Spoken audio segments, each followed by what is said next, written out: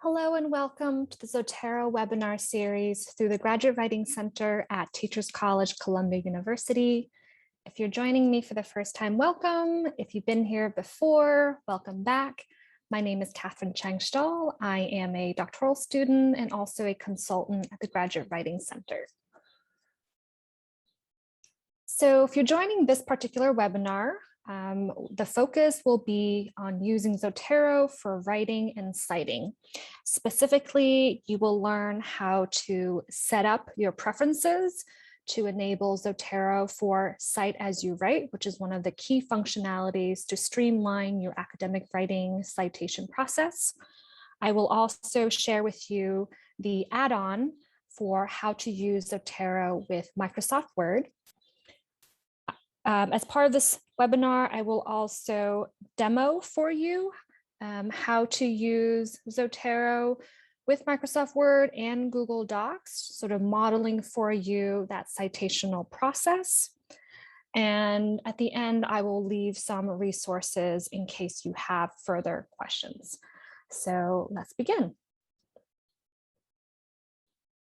If you have watched any of the other webinars, this particular slide might look familiar. This is just a reminder that within the preference menu built into Zotero, you will see one of the tabs titled Cite.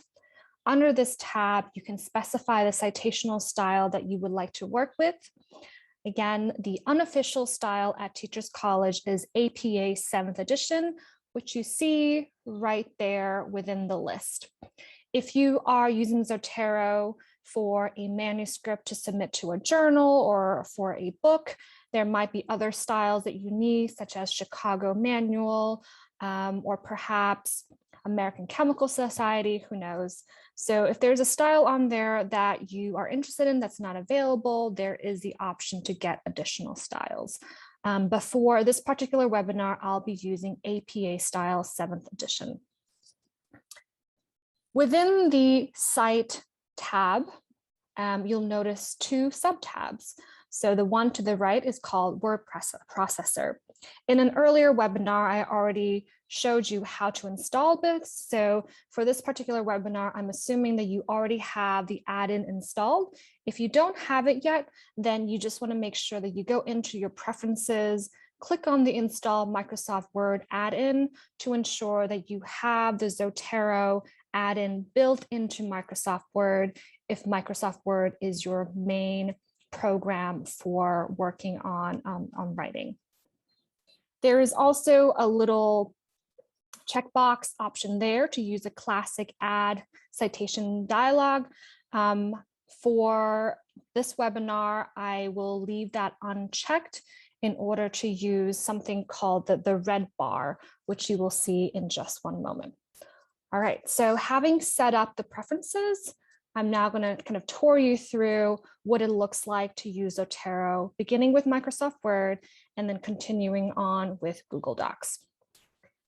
So right here, I have a Word document open, and I would like to draw your attention to a couple of things. The first thing is across the top, you'll notice the Zotero tab available once you have installed the Microsoft Word add-in. You might need to restart Microsoft Word for that Zotero tab to show up. But once you have it, you'll notice that when you activate it, there are a couple of buttons that are available. The main one is the Add Edit Citation one, and that's the one that we will focus on for the webinar. So before I go into the live demo, I just wanted to walk you through a couple of things. This is that red bar that I mentioned just a moment ago. I find this to be the easiest way to work with citations. So here I have my main body text, and here I was interested in adding an in-text citation. So once I have identified where I like to include my citation, I click on Add Edit Citation, the red bar pops up, and then I just start typing a couple of keywords to identify the source I'm interested in. Usually I will use a couple of words from the title or the author or one of the authors. A drop-down menu will pop up with the various entries in your library that has the citation information. Select the one that you're interested in, click enter twice, and then the citational information will be inserted directly into Microsoft Word. One thing that I'll mention is that in order to use the function of cite as you write, it is important that you first have a Zotero library populated with the references that you're interested in. So that was the focus of a previous webinar. So if you haven't set up your library yet, I would encourage you to pause this webinar, go to one of the earlier ones about how to use Zotero for storing and organizing your references and files. All right, so a couple of other fine features to draw your attention to.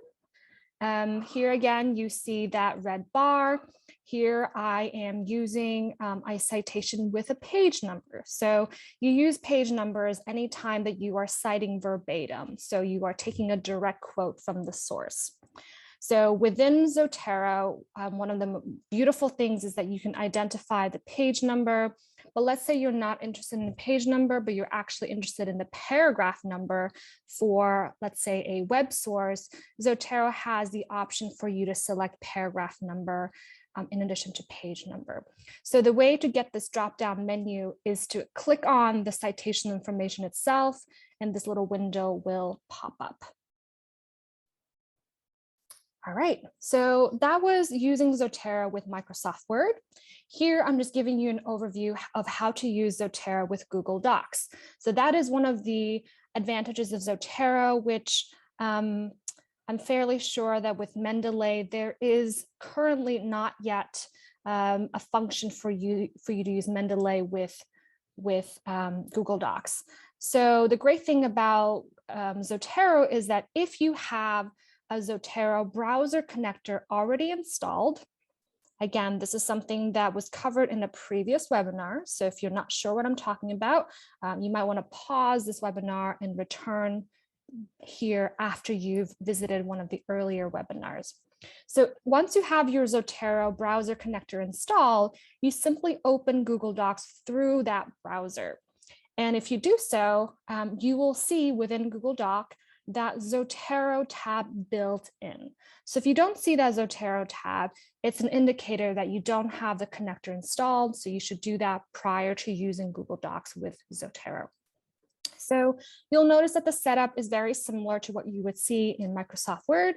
When you click on the Zotero menu, you see this drop-down list. One of the key ones is add edit citation. That's the one that you would work with. All right, so that was just an overview. So at this point, I'm just going to give you a live demo of how to use these various sources. So why don't we start with Microsoft Word? So here I have an open document.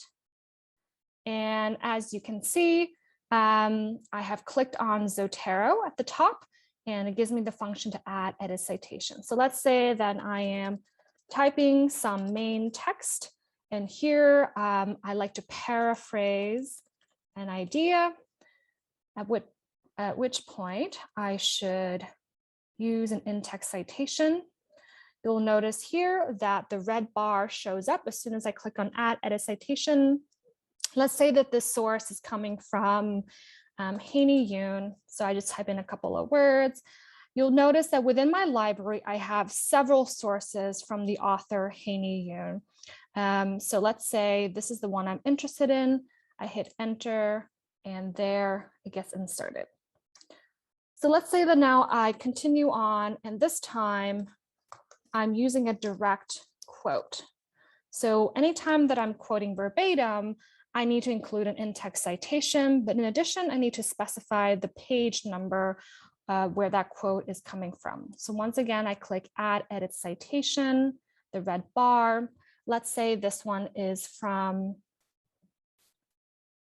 a different author, Lalitha Vasudevan. And let's say I'm interested in this one, and the source is on page 68. So again, if I click on the source itself, this menu pops up and I indicate page 68, enter, and there you go. let's say now I am including a direct quote, but this one is from a web source and not a print source. So add edit citation, let's say this one is from Templeton. I click on this one.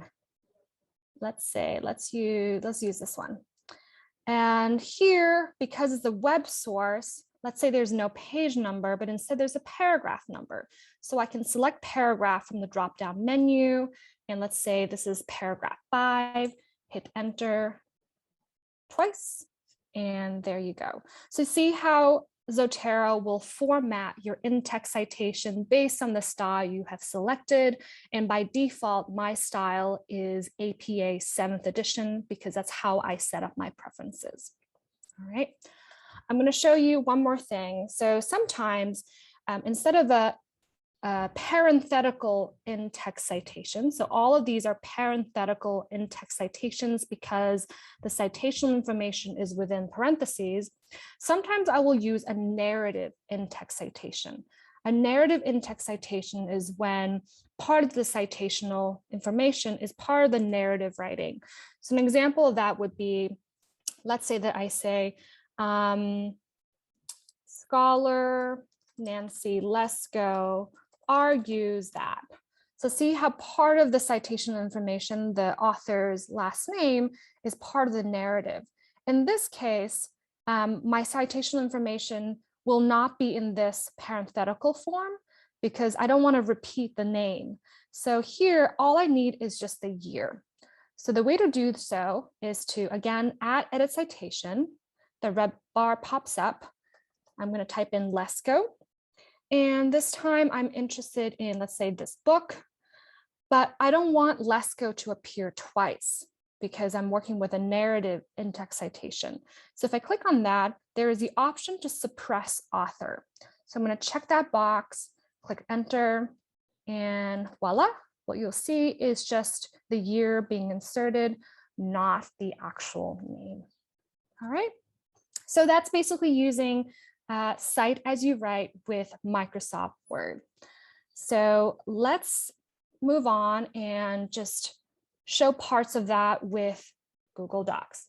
So here I have the browser extension, the browser connector installed within Chrome. So I have the Zotero tab, and there's the option to add edit citation. So let's say I do, again, just blah, blah, blah. Zotero, add edit citation. The red tab or the red bar shows up. Let's say that I am interested in a source from Ioana Literat. Again, I have already populated my library with a collection of references, which is why they all show up here. They show up, the sources show up as part of my private library, personal library, but also any group library. So you can see how I have a lot of sources involving Literat. So let's say that I am interested in this particular one right here. Click enter, give it a moment, and there you go. One thing with Google Docs is that sometimes a space is left out, so you just have to manually go in there and add that space. Let me give you an example of a direct quote. So again, Zotero, add edit citation, red bar shows up. This time, let's say I'm interested in a source from Bettina Love, and I'm interested in this one. Let's say I'm using page number 8, enter, enter, give it a moment, and there you go, add a space. All right, so the process of using Zotero with Google Docs is very similar to using it with Microsoft Word. The only difference is where that tab shows up, but the rest of the process is essentially the same. I hope that you found this webinar to be helpful. If you have further questions about how to use Zotero for citing as you write, please feel free to reach out to one of the consultants during private consultations. You can make these appointments through our website. There will also be live workshops on using citational software, whether it's Zotero or Mendeley. So keep an eye out for those workshops. But again, hopefully this was valuable for you. If you have further questions or recommendations for webinar series, feel free to drop us a line through our website and we will do our best to meet your needs. So thank you very much for spending time watching this webinar and hope that you will join us for the next one.